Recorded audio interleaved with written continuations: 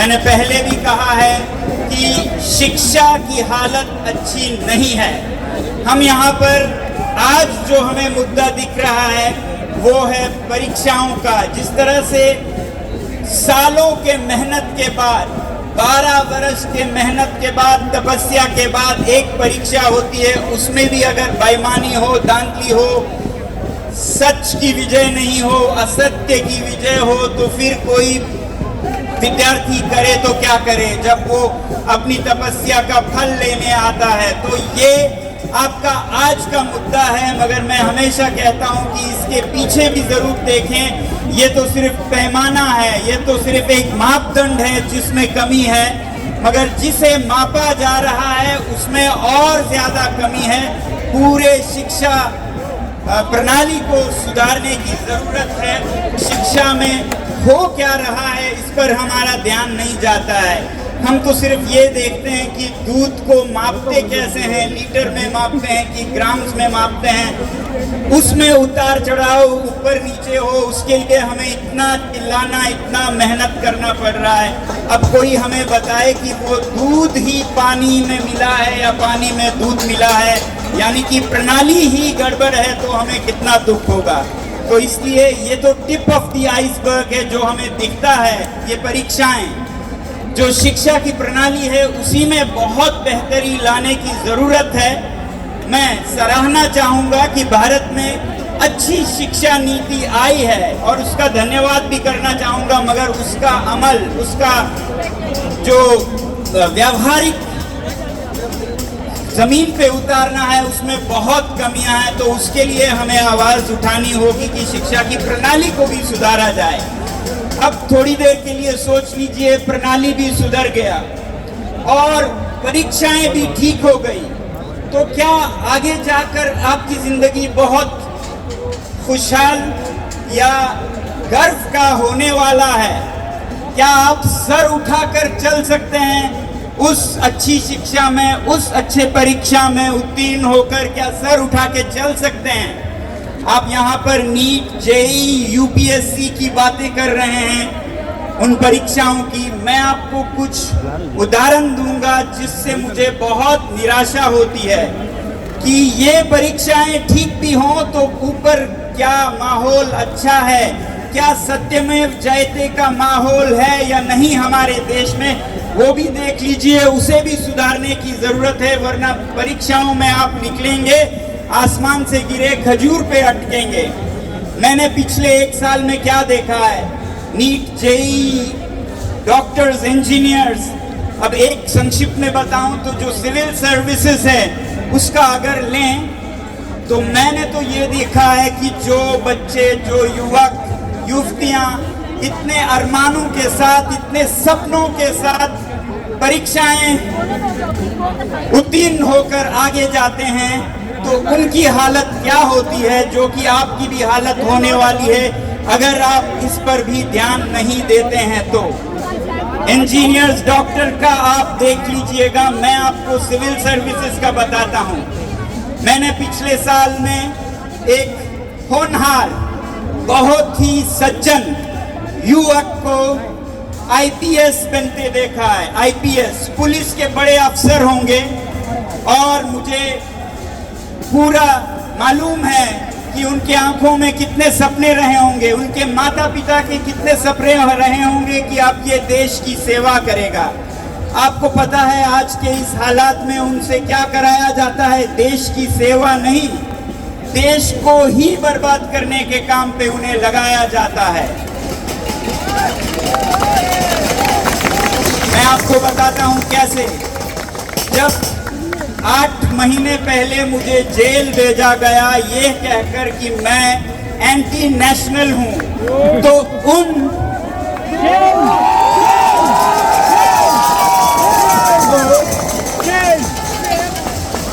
धन्यवाद, मगर हमें मेरे इस उदाहरण पे नहीं जाना है, आपको रास्ता साफ करना है ताकि ऐसा आपके साथ भी नहीं हो।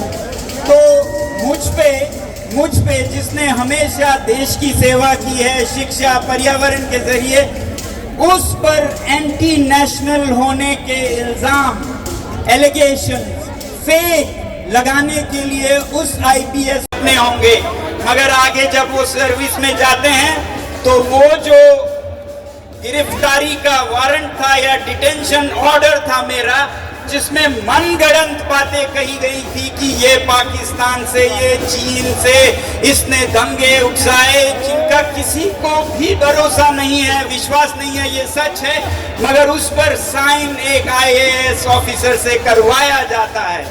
आप समझ रहे हैं, ये आगे आपका भविष्य है।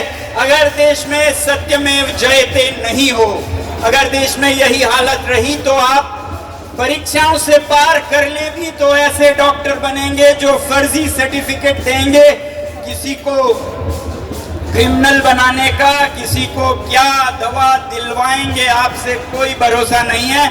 वैसे ही इंजीनियर्स जो किसी भी चीज को कुछ भी फर्जी सर्टिफिकेट देते फिरेंगे, वैसे ही आप आईपीएस आईएएस बने भी तो अगर सफाई नहीं हो, ट्रांसपेरेंसी नहीं हो, ट्रस्ट नहीं हो देश में, तो फिर ऐसे ऑफिसर्स बनेंगे जो निकले तो थे देश की सेवा में, मगर उनको ऐसे कामों में लगा दिया जाता है।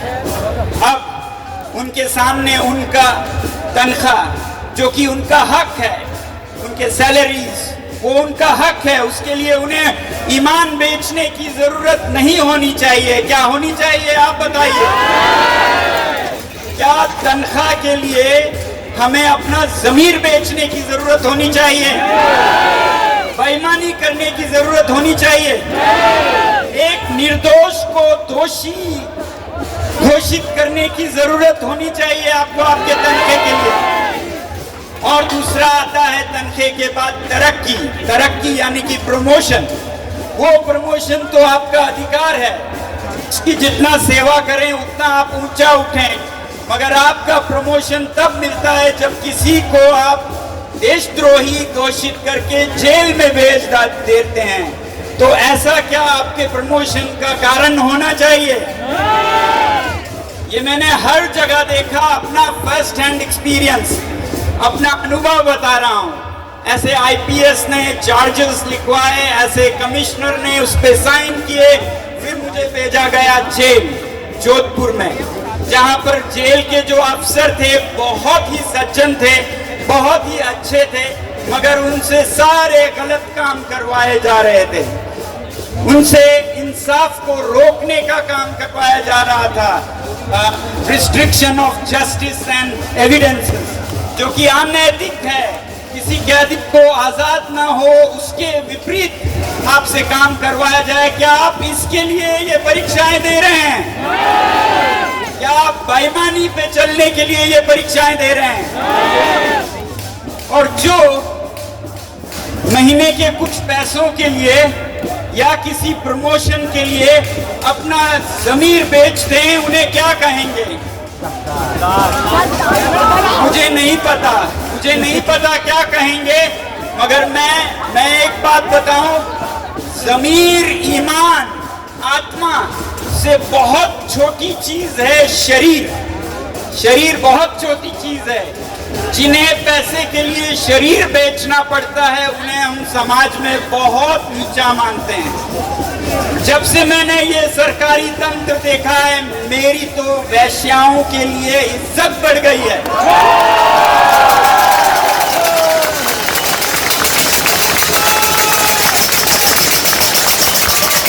इज्जत बढ़ गई है रेड लाइट एरियाज के वर्कर्स के लिए, क्योंकि वो सिर्फ जिस्म बेचते हैं, मजबूरी में बेचते हैं और किसी का हानि नहीं करते, जितने ये हमारे अफसर एक तनख्वाह के लिए अपनी ईमान, ज़मीर सब बेचते हैं। चलने का सिला ये मिला कि हमें ही देशद्रोही बनाकर जेल भेज दिया गया।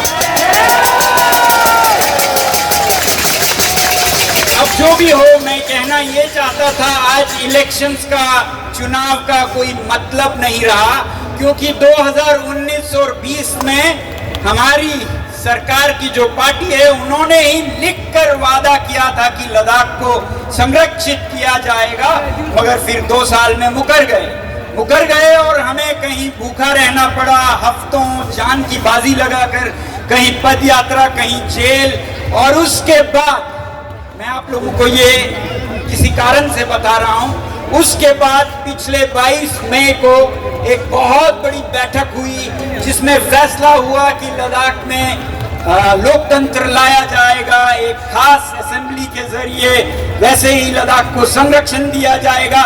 मगर फिर क्या देखते हैं, 2-3 दिन में उस पे भी पलट जाते हैं। जैसे चुनावी वादों पे पलटे वैसे ही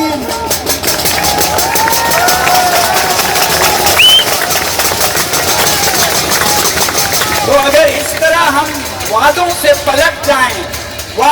पलट जाएं तो ये कैसा राष्ट्र होगा, इस राष्ट्र की क्या इज्जत होगी।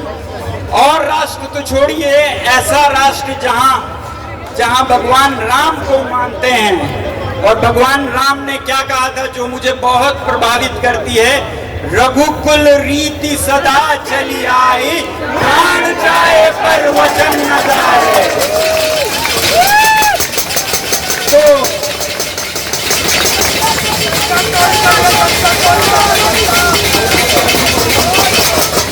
कहां गया वो भारत, वो भगवान राम का दिखा हुआ पथ कहां चला गया, जहां पर प्राण चले जाए पर वचन नहीं जाए।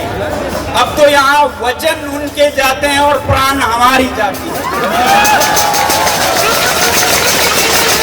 तो मेरा कहने का मतलब ये है कि अगर भारत को महान बनाना है या सामान्य देश बनाना है, महान थोड़ी देर बाद हो, सामान्य राष्ट्र बनाना है, एक स्वाभिमानी राष्ट्र बनाना है, तो हमें सत्य पर चलना होगा।